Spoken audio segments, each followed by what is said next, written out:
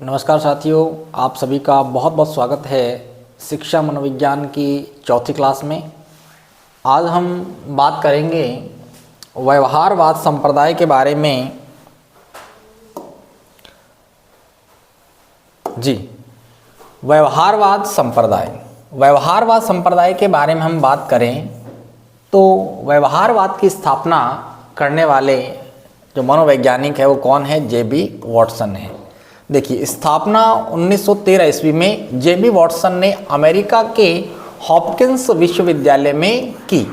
एक बात आपको क्लियर हो गई होगी कि व्यवहारवाद के संस्थापक कौन है? जेबी वॉटसन। और कहाँ की गई?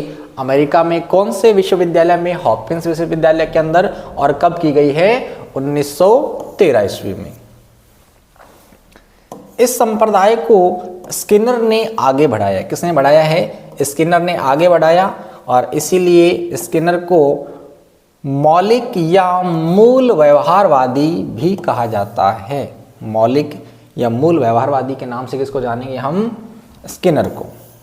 चलिए, गुथरी और हल, और तीन नाम लिखे हैं, लेस्ले, हंटर और होस्ट। इनमें क्या अंतर है? ये है तो व्यवहारवादी, लेकिन लेस्ले, हंटर और होस्ट को पूर्व व्यवहारवादी कहा जाता है।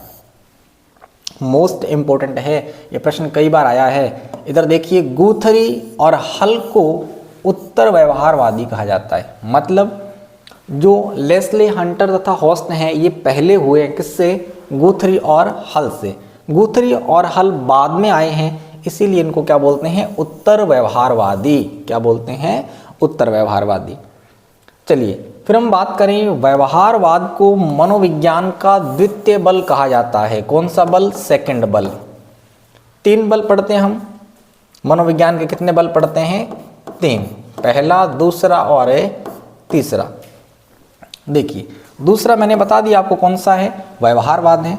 मनोविज्ञान का जो प्रथम बल है वो कौन है भाई? कौन सा संप्रदाय है? मनोविश्लेषणवाद। और तीसरे की बात करें तो तीसरा कौन सा है? मानवतावाद। कौन सा है? मानवतावाद संप्रदाय। मोस्ट इंपोर्टेंट है, तीनों को ही अपने याद रखेंगे। उसके बाद देखिए, व्यवहारवादी मानते हैं कि बालक को कोई भी व्यवहार सिखाया जा सकता है। व्यवहारवाद का मानना है कि बालक को कोई भी व्यवहार हम सिखा सकते हैं, क्योंकि बालक जन्म के बाद जैसे परिवेश में, जैसे वातावरण में रहेगा, वह वैसा ही बनता चला जाता है। चलिए, यह संप्रदाय व्यवहार की वस्तुनिष्ठता पर बल देता है। किस पे भाई? व्यवहार की वस्तुनिष्ठता पर बल देता है। इसका अर्थ क्या है? अर्थ है मन के बाहर की वस्तुएं, मतलब वातावरण। वातावरण के बारे में बात करता है कौन? व्यवहारवाद संप्रदाय। उद्दीपक अनुक्रिया के मध्य संबंधों पर बल देता है। उद्दीपक अनुक्रिया के मध्य संबंधों पर बल देता है। आगे चल के बहुत सारे सिद्धांत आएंगे इसके अंदर, अपने उद्दीपक और अनुक्रिया के बारे में चर्चा करेंगे। वहाँ आपको ये बातें ज़्यादा समझ आएंगी। अनुबंधन को महत्वपूर्ण मानता है। अनुबंधन को महत्वपूर्ण मानता है। अनुबंधन के बारे में हम चर्चा करेंगे आगे सिद्धांतों में। व्यवहारवाद का मानना है कि व्यवहार को बाहरी कारक सर्वाधिक प्रभावित करते हैं। मतलब हमारे मन के अंदर की बातें ज़्यादा प्रभावित नहीं करती हैं, बल्कि वातावरणीय कारक, मतलब जो चीज़ें हमारे चारों ओर, जो वस्तुएं, जैसे व्यवहार हमारे चारों ओर फैले हुए हैं, वही हमारे को क्या करते हैं? प्रभावित करते हैं। इसके बाद देखिए, यह संप्रदाय बाहरी वातावरण को महत्वपूर्ण मानता है, इसीलिए इसे हम क्या नाम दे देंगे? पर्यावरणवाद। किस संप्रदाय को पर्यावरणवाद भी कहा जाता है तो व्यवहारवाद को कहा जाता है। मोस्ट इंपोर्टेंट ये लाइन देखो, यह संप्रदाय ब्लैक बॉक्स की अवधारणा देता है। किसकी अवधारणा देता है? ब्लैक बॉक्स की अवधारणा देता है। अर्थ क्या है इस बात का? ब्लैक बॉक्स किसको बोला इसने? इसका मानना है कि बालक ब्लैक बॉक्स है। मतलब जन्म के बाद जो बालक होता है वो किसके समान है? एक ब्लैक बॉक्स के समान है। इसमें कुछ भी बनाया जा सकता है। इसमें कुछ भी बनाया जा सकता है। ये बात कौन करता है भाई? व्यवहारवाद संप्रदाय। चलिए कुछ बातें नेक्स्ट और लिखी हुई हैं, वो भी अपने चर्चा करेंगे उनके बारे में भी। इसको मैं थोड़ा सा इरेज कर देता हूँ ताकि इन तो बीच में दिक्कत करेंगे ये।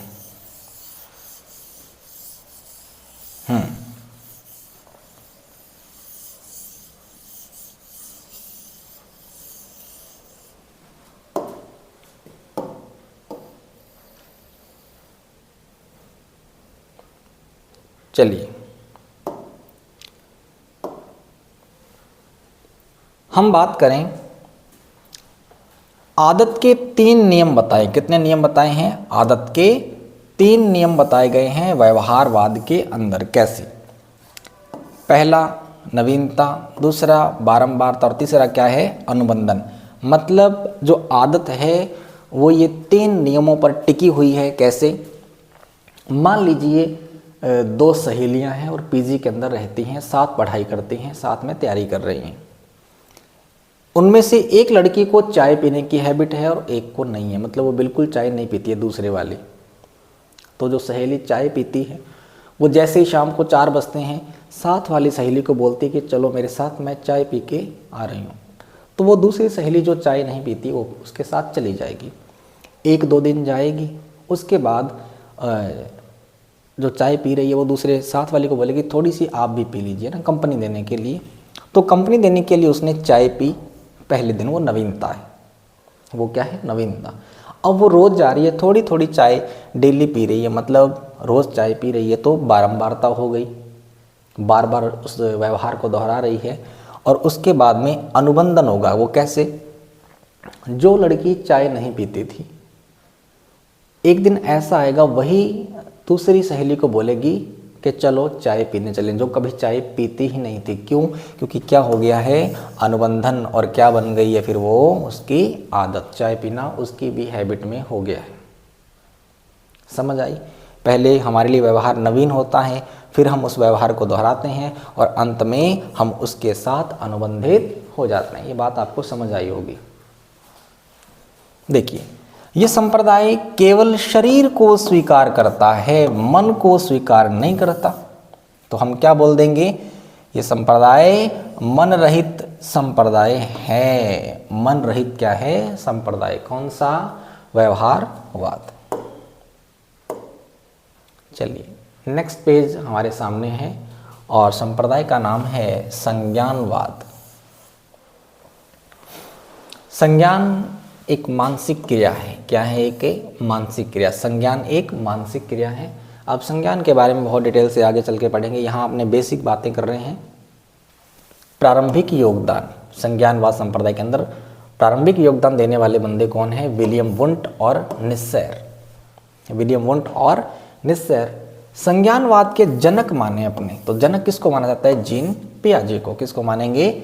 जीन पियाजे को। और आधुनिक संज्ञानवादी कौन कौन है? ब्रूनर आ गया, बांडूरा आ गया, आसुबेल आ गया, नॉर्मैन आ गया। प्रश्न आता है निम्नलिखित में से संज्ञानवादी नहीं है, तो इनमें से 3 नाम दे देगा और एक नाम कोई अलग संप्रदाय से जुड़े हुए मनोवैज्ञानिक का आ जाएगा, तो वो आपको छांटना है। ये संप्रदाय व्यवहारवाद का विरोध करता है। किसका विरोध करता है? व्यवहारवाद का विरोध करता है। ये संप्रदाय मानसिक क्रियाओं को महत्वपूर्ण मानता है। किसको महत्वपूर्ण मानता है? मानसिक क्रियाओं को महत्वपूर्ण मानता है। संज्ञानवाद संप्रदाय में मनोविज्ञान की जो विषय वस्तु है वो मानसिक क्रियाएं हैं। क्या है भाई? मानसिक क्रियाएं। और व्यवहारवाद में क्या थी? व्यवहार, बाहरी वातावरण। संज्ञानवाद संप्रदाय में मन की तुलना कंप्यूटर से की गई है। किससे की गई है? कंप्यूटर से की गई है। यह संप्रदाय सूचना संसाधनों को महत्वपूर्ण मानता है। संज्ञानवाद संप्रदाय में व्हाइट बॉक्स की अवधारणा दी गई है। यहाँ व्हाइट बॉक्स का मतलब क्या है? मन के अंदर की क्रियाएं। मन के अंदर की क्रियाएं। संज्ञानवाद मन की आंतरिक क्रियाओं पर बल देता है। ये अपने विषय में बात है ना? जैसे मानसिक क्रियाओं को या मन के अंदर की बातों को बातें की हैं। ये चीज़ भी आपको समझ आई होगी। याद करना है अपने को बस ये पॉइंट्स। गेस्टाल्टवाद, इसमें जो गेस्टाल्ट शब्द है, गेस्टाल्ट शब्द जर्मन भाषा का शब्द है। कौन सी भाषा का शब्द है? जर्मन भाषा का शब्द है, जिसका अर्थ क्या है? समग्र, संपूर्णता या पूर्णाकार। संस्थापक कौन है गेस्टाल्टवाद के? मैक्स वर्दिमर और समर्थन कौन करते हैं भाई, कोहलर और कॉफका।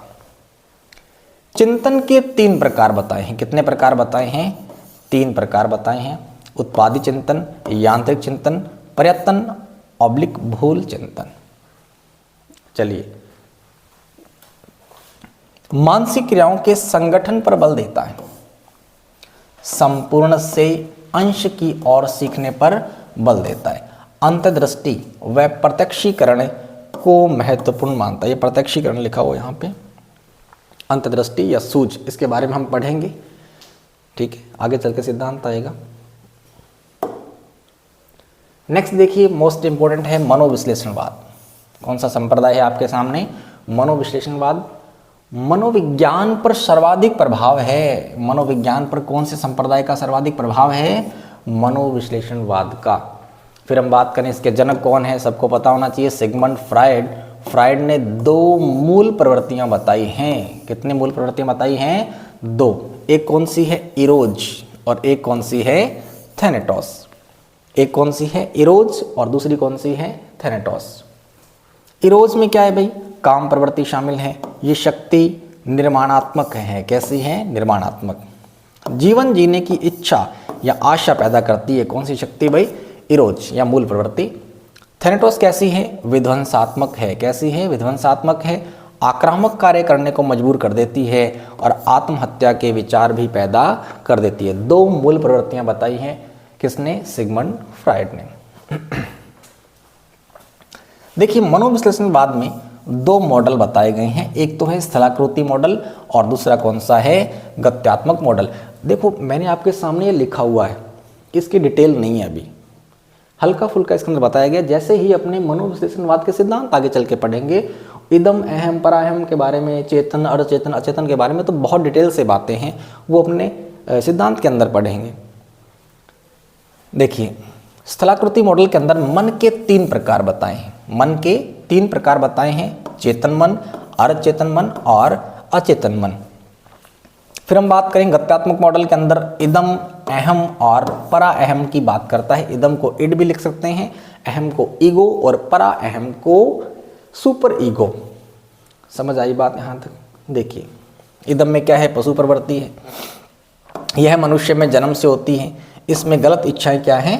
शामिल हैं। गलत इच्छाएं क्या हैं? शामिल हैं। अहम, यह चेतन मन का स्वामी है, मतलब बुद्धि व तर्क से कार्य करता है और अच्छे बुरे की पहचान करना सीख जाता है। पराअहम, सामाजिक व नैतिकता चरम सीमा पर रहती है। किसके अंदर भाई? सुपर ईगो में। इसकी बहुत सारी बातें हैं, आगे चल के सिद्धांत में आएगी, इतना ही नहीं है इसके अंदर। ठीक है, ये तो बेसिक मैं आपको पढ़ा रहा हूँ एक बार। चलिए, फिर हम बात करें मानवतावाद के बारे में। किसके बारे में? मानवतावाद के बारे में। प्रतिपादक कौन है? Abraham Maslow. कौन है? Abraham Maslow. और समर्थक कौन है? Margaret Mead, Carl Rogers, Arthur Combs और स्नीक। ये स्नीक लिखा हुआ है, क्या लिखा हुआ है? स्नीक। चलिए, मानव को केंद्रीय स्थान या सर्वोच्च स्थान देता है कौन सा संप्रदाय? मानवतावाद संप्रदाय। मनुष्य की स्वतंत्रता की बात करता है, आत्मसिद्धि को परम आवश्यकता मानता है। ठीक है, आत्मसिद्धि को क्या मानता है? परम आवश्यकता या परम आवश्यकता मानता है। मनोविज्ञान का तीसरा बल, ये मैं आपको पहले ही बता चुका हूं। नेक्स्ट हम बात करें इन संप्रदायों में, केवल आपको हल्का फुल्का याद रखना है। ठीक है, बाकी अपने सिद्धांतों में पढ़ेंगे। चलिए, प्रेरकीय, हार्मिक या प्रायोजन संप्रदाय, बात एक ही है। देखिए, इसका अर्थ क्या है? अर्थ है प्रेरणा। इस संप्रदाय का प्रतिपादक कौन है भाई? मैकडूगल है। कौन है? मैकडूगल है। चलिए, इसे मन ऊर्जा मनोविज्ञान कहा जाता है। कौन सा? मन ऊर्जा मनोविज्ञान। ये 14 मूल प्रवृत्तियों की बात करता है। समूह मस्तिष्क की क्या देता है? ये अवधारणा देता है। इसके बाद आपके सामने लिखा हुआ है, ये फैक्ट है, बस सीधे सीधे याद करने हैं। कॉन्सेप्ट आगे चल के समझेंगे जब अपने सिद्धांतों में करेंगे इसको अच्छे से।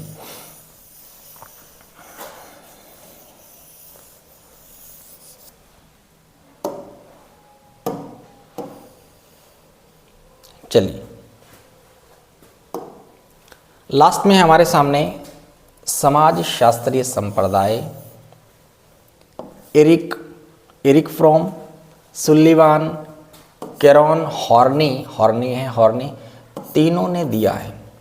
ये संप्रदाय सामाजिक अनुक्रिया को महत्वपूर्ण मानता है। नाम से पता लग रहा है समाज से जुड़ा हुआ। मानता है पारस्परिक या आपसी संबंधों को महत्वपूर्ण मानता है। कौन सा संप्रदाय? समाज शास्त्री संप्रदाय। यहाँ तक आप सभी को समझ आया होगा, है ना। चलिए नेक्स्ट हमारे सामने टॉपिक है अधिगमकर्ता का विकास। किसका विकास है? अधिगमकर्ता का विकास। मतलब नेक्स्ट जो यूनिट है वो हमारे सामने शुरू हो चुकी है। हमारे पाठ्यक्रम के अनुसार अधिगमकर्ता कौन है? वैसे अधिगमकर्ता का मतलब है सीखने वाला। अधिगमकर्ता शब्द का मतलब क्या है? सीखने वाला। अधिगमकर्ता का मतलब क्या है? सीखने वाला। चाहे वो कुछ भी सीख रहा हो, चाहे वो मैकेनिक का काम सीख रहा है, वो भी अधिगमकर्ता है। मतलब सीखने वाला, कुछ भी सीखता हो। लेकिन हमारे सिलेबस के अनुसार जो अधिगमकर्ता है, जिसको हमने पढ़ना है, वो कौन है? यहाँ पर विद्यालय में पढ़ने वाला बालक। किसके अनुसार है? ये हमारे पाठ्यक्रम के अनुसार हमने किसको पढ़ना है? विद्यालय में पढ़ने वाले बालक के बारे में पढ़ना है। चलिए विकास के आयाम या क्षेत्र की हम बात करें, सीधा प्रश्न आए तो कितने होते हैं भाई? 8 होते हैं। कितने होते हैं? 8 होते हैं। हम चर्चा करें इनके बारे में। आप संख्या याद रखते हैं 8। सबसे पहले 1 नंबर पे है शारीरिक विकास, 2 नंबर पे है मानसिक या संज्ञानात्मक विकास, 3 नंबर पे है सामाजिक विकास और 4 नंबर पे है नैतिक विकास। अब आपको सामाजिक और नैतिक विकास में अंतर समझना होगा। मतलब क्या है? सामाजिक विकास का मतलब है कि वो समाज में रहते हुए समाज की जो रीतियां हैं उनके बारे में अच्छे से जान ले, उनके अनुसार व्यवहार करना शुरू कर दे।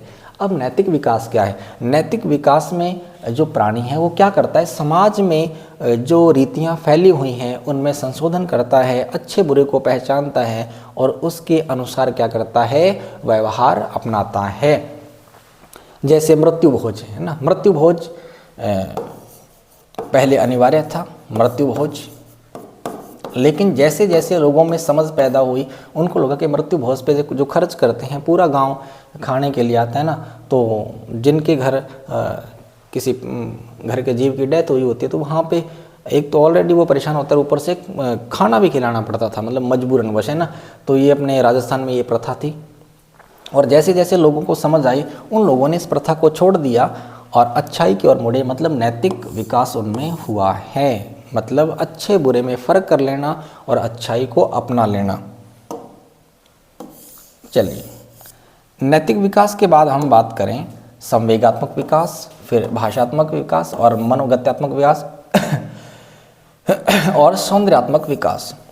आपको सिंपल याद करना है कितने? 8 हैं। कितने हैं? 8। ये अपने काम का नहीं है। सौंदर्यात्मक विकास ये सुंदरता के बारे में बात करता है। चलिए नेक्स्ट हम बात करें विकास व अभिवृद्धि में अंतर। विकास और अभिवृद्धि में अंतर। मैं आपको एक बात समझाने की कोशिश कर रहा हूँ। विकास के अंदर अभिवृद्धि वाली बातें शामिल हो सकती हैं। विकास के अंदर अभिवृद्धि शामिल है। विकास का मतलब है कि डेवलप होना, डेवलपमेंट। और अभिवृद्धि जो है इसका मतलब है ग्रोथ। ग्रोथ में क्या आ जाएगा? व्यक्ति मोटा ताज़ा हो रहा है, शरीर की लंबाई बढ़ रही है, मोटाई बढ़ रही है ना। और विकास में क्या है? विकास में अभिवृद्धि तो है ही, शरीर का बढ़ना ये सब शामिल है, लेकिन विकास के अंदर मानसिक विकास हो गया, संवेगात्मक विकास हो गया, है ना, नैतिक विकास हो गया, ये सारी चीज़ें शामिल हैं। हम बात करें विकास मूल्यांकन का विषय। मूल्यांकन के साथ साथ मापन दोनों हो सकता है क्योंकि अभिवृद्धि इसमें शामिल है। लेकिन अभिवृद्धि केवल क्या है? मापन का विषय, इसमें मूल्यांकन शामिल नहीं है। कैसे? विकास जैसे मान लो किसी में संवेगात्मक विकास कितना हुआ है, नैतिक विकास कितना हुआ, उसका हम मूल्यांकन कर सकते हैं। हम माप तोल नहीं सकते, माप नहीं सकते उसको, है ना, माप तोल नहीं कर सकते। लेकिन अभिवृद्धि का मतलब शरीर में बढ़ोतरी होना, भार में वृद्धि हो जाना, लंबाई में वृद्धि हो जाना। लंबाई को मापा जा सकता है, भार को तोला जा सकता है। अब देखिए, अब जो विकास है वो आंतरिक परिवर्तन है, मतलब अंदर का परिवर्तन है, और जो अभिवृद्धि है वो बाहरी परिवर्तन है। आपको समझ आ गया होगा, अभिवृद्धि मतलब शरीर के वजन में वृद्धि होना, लंबाई में वृद्धि होना, मोटाई में वृद्धि होना। विकास की निश्चित दिशा होती है, विकास की क्या होती है? निश्चित दिशा, ये स्टेप बाय स्टेप चलता है। और अभिवृद्धि की निश्चित दिशा नहीं होती है, इसकी दिशा निश्चित नहीं है।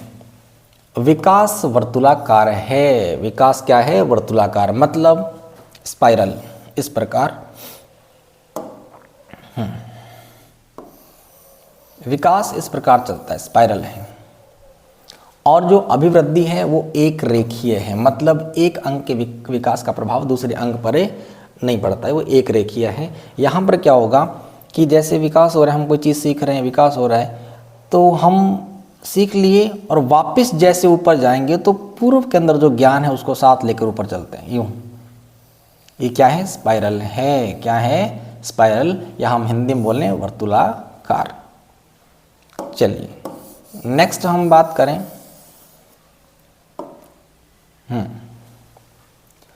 विकास की जो प्रक्रिया है, विकास जीवन पर्यंत या निरंतर चलने वाली, या हम कहें सतत चलने वाली क्या है? प्रक्रिया। जीवन भर चलता रहता है, विकास जीवन भर चलता रहता है। इस बात का विरोध भी करते हैं, अपने उसकी चर्चा करेंगे आगे चल के। विकास संचयी है। चलिए इधर देखें हम, यह निश्चित समय पश्चात या परिपक्वता के बाद रुक जाती है। क्या रुक जाती है भाई? अभिवृद्धि रुक जाती है। फिर हम बात करें विकास गुणात्मक, गुणों में वृद्धि, मात्रात्मक, मात्रा में वृद्धि, दोनों ही शामिल हैं, क्योंकि अभिवृद्धि शामिल है किसमें? मात्रात्मक में। गुणों में वृद्धि होना क्या है? विकास है। फिर हम बात करें अभिवृद्धि संचयी नहीं है, ये केवल मात्रात्मक है। ये केवल क्या है? मात्रात्मक, गुणात्मक नहीं है। चलिए हम बात करें विकास के सामान्य सिद्धांत, ये मोस्ट इम्पोर्टेंट है। जैसे कोई फैक्ट वाले प्रश्न आते हैं और उसके साथ साथ कंसेप्ट की हम बात करें तो वो यहीं से क्वेश्चन आने शुरू हो जाते हैं ना। आगे और सिद्धांत आएंगे, पहले हम सामान्य सिद्धांतों के बारे में चर्चा करेंगे। विकास का निश्चित क्रम, हम पढ़ के आए ना पहले कि विकास का निश्चित क्रम होता है। प्रत्येक बालक में होने वाले विकास का निश्चित क्रम होता है। मुख्यतः भाषाई व गामक विकास का निश्चित क्रम होता है। कौन सा विकास? भाषाई और गामक विकास। देखिए भाषाई विकास जैसे हम बात करें किस प्रकार होगा? LSRW, मतलब L का मतलब क्या है? लिसन। L का मतलब क्या है? लिसन, मतलब सुनना। L का मतलब क्या है? स्पीक, मतलब बोलना। इसका मतलब क्या है? बोलना। यहाँ एक साइड में लिख देता हूँ मैं, एक मिनट रुकिए। LSRW को पढ़ेंगे हम। LSR और W की बात करें, इसका मतलब क्या है? लिसन। लिसन का मतलब क्या होता है भाई? सुनना। S का मतलब स्पीकिंग, मतलब बोलना। R का मतलब क्या होता है? रीड, मतलब पढ़ना। और W का मतलब राइट। राइट का मतलब लिखना। ये भाषाई विकास है और सभी में इसी क्रम में होगा। सबसे पहले क्या होगा? सुनना, फिर बोलना, फिर पढ़ना और लास्ट में क्या है? लिखना। ये क्रम रहता है। देखिए गामक क्रियाओं की हम बात करें, गामक क्रियाएं कितने प्रकार की है? 2 प्रकार की है। कितने प्रकार की है? 2 प्रकार की है। आपको अगर साफ नहीं दिखाई दे रहा तो मैं इसको थोड़ा बड़ा कर देता हूँ।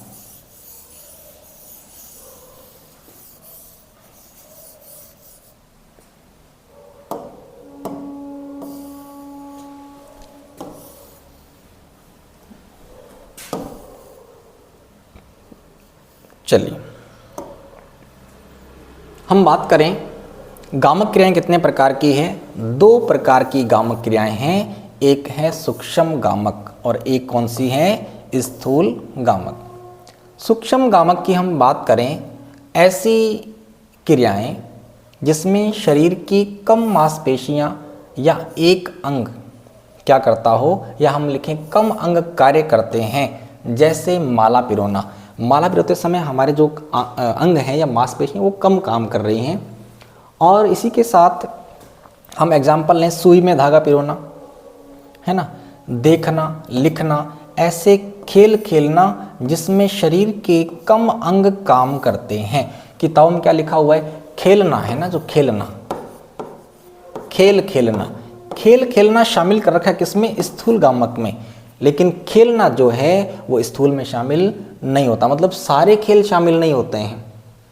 अगर बच्चा शतरंज खेल रहा है, क्या खेल रहा है? शतरंज खेल रहा है, शतरंज खेल रहा है, तो किस में शामिल होगा? सूक्ष्म में। अगर मैं लिख दिया फुटबॉल खेल रहा है, क्या खेल रहा है? फुटबॉल खेल रहा है, तो फुटबॉल खेल रहा है तो वो शामिल हो जाएगा किसके अंदर? स्थूल के अंदर। समझ आइए आपको कि खेल खेलना, ना तो सारे खेल सूक्ष्म में है, ना किस में? स्थूल में। तरीका एक ये पहचानने का स्थूल है या सूक्ष्म है कि मांसपेशियां कितनी काम कर रही हैं। चलिए,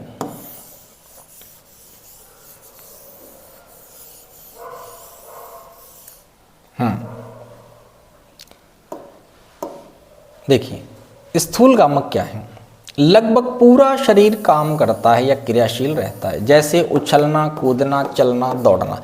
कोई बैठकर फ़ोन पर बात कर रहा है तो कौन सी क्रिया है? सूक्ष्म। कोई साइकिल चलाते हुए फ़ोन पर बात कर रहा है तो कौन सी क्रिया है? स्थूल गामक क्रिया है। ये अंतर आपको ध्यान रखना है। बस आपको पहचान मैंने बता दी। जिसमें ज़्यादा मांसपेशियाँ या ज़्यादा अंग काम कर रहे हो वो कौन सी क्रिया है? वो स्थूल है। और जिसमें कम कर रहे हैं वो कौन सी है? सूक्ष्म गामक क्रिया है। चलिए, इसके बाद हमारे सामने एक सामान्य सिद्धांत और है, समान प्रतिमान या स्वरूप या मॉडल या ढांचा का सिद्धांत। समान प्रतिमान, समान स्वरूप या समान मॉडल या समान ढांचा का सिद्धांत, इसका मतलब क्या है? देखिए, विश्व के किसी भी कोने में पैदा होने वाला, विश्व के किसी भी कोने में पैदा होने वाला बच्चा मानव जाति के लक्षण लेकर ही पैदा होता है। क्लियर बात, सिंपल सी बात है कि विश्व के किसी भी कोने में कोई बच्चा पैदा होगा, मानव जाति का बच्चा, तो वो मानव जाति के लक्षण लेकर पैदा होगा। एक विद्वान है, उनका नाम है सोरेनसन, और सोरेनसन ने कहा है मानव के मानव, पशु के पशु तथा पक्षी के पक्षी ही पैदा होगा या होता है। ये परिभाषा किसकी है? सोरेनसन की है। सोरेनसन, ये नाम न लिखा हुआ है, सोरेनसन, ये न है बीच में, सोरेनसन की है। किसकी परिभाषा है? ये सोरेनसन की परिभाषा है। चलिए, नेक्स्ट हम बात करें। नेक्स्ट हमारे सामने लिखा है चक्राकार विकास। कौन सा विकास है? चक्राकार विकास। एक बालक में होने वाले विकास के दौरान सभी अंगों में होने वाली वृद्धि, परिवर्तन, विकास की गति तथा मात्रा एक समान नहीं होती, एक समान नहीं होती।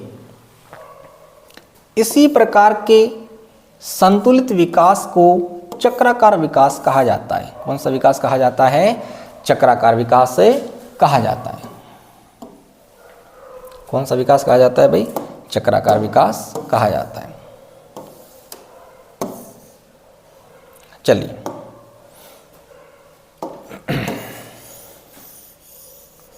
इसको समझेंगे अपने। जन्म के समय एक शिशु के सिर का आकार पूरे शरीर का 21 से 25% होता है, जो परिपक्वता की अवस्था तक शरीर का या पूरे शरीर का 10% रह जाता है। कहने का मतलब जब छोटा बालक जन्म लेता है तो उसका जो सिर है वो 21% से लेकर या प्रतिशत से लेकर 25% होता है। किसका? पूरे शरीर का, मतलब चौथा हिस्सा होता है। और जैसे जैसे हम परिपक्व होते हैं उस समय परिपक्वता के बाद ये जो सिर है ये हमारे पूरे शरीर का कितना रह जाता है? 10%। कितना रह जाता है? 10%। कहने का मतलब यहाँ पर गति व मात्रा एक समान नहीं है। कहने का मतलब जिस प्रकार से हमारे हाथ की लंबाई बढ़ी, अगर उस प्रकार हमारे कान की लंबाई बढ़ जाती तो हमारे कान बहुत बड़े हो सकते थे, हाथी की तरह हो सकते थे। समझ आई बात? मतलब बैलेंस करके विकास करता है हमारा शरीर, वो क्या है? चक्राकार विकास है। चलिए,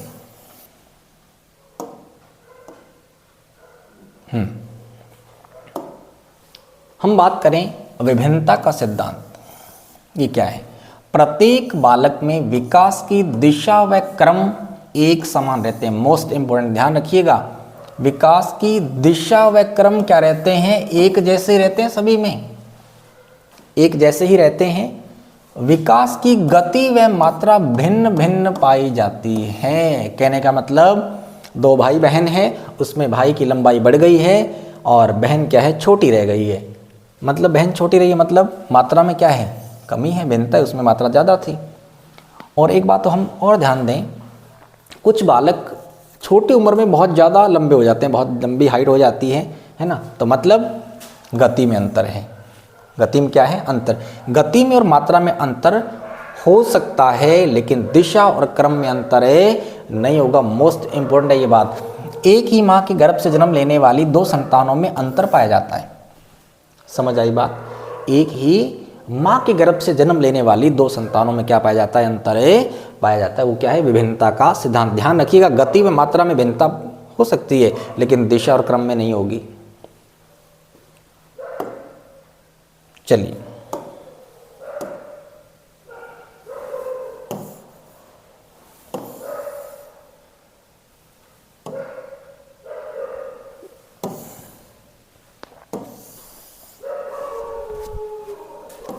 नेक्स्ट पेज है हमारे सामने।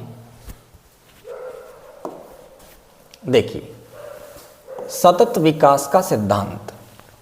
सतत विकास का सिद्धांत, विकास जीवन पर्यंत चलने वाली प्रक्रिया है, ये हम पढ़ के आए हैं। गैसेल के अनुसार प्रत्येक बालक में विकास की गति व मात्रा भिन्न होती है, लेकिन यह सतत प्रक्रिया है। ये परिभाषा है किसकी? गैसेल की। गैसेल ने क्या कहा है? प्रत्येक बालक में विकास की गति व मात्रा क्या होती है? भिन्न होती है, लेकिन ये क्या है? सतत है, लगातार चलने वाली प्रक्रिया है। इस सिद्धांत का समर्थन करने वाले कौन कौन हैं? गैसेल, स्किनर, हरलॉक और बांडूरा। मैंने आपको बताया था ना कि विकास सतत है, इस बात का विरोध भी करता ही बताऊंगा मैं आपको। तो ये करता है विरोध, कौन करता है? जीन पियाजे। जीन पियाजे कहता है कि विकास एक निश्चित समय तक ही होता है। और ये बात आपने घरों में भी बोलते हुए देखा।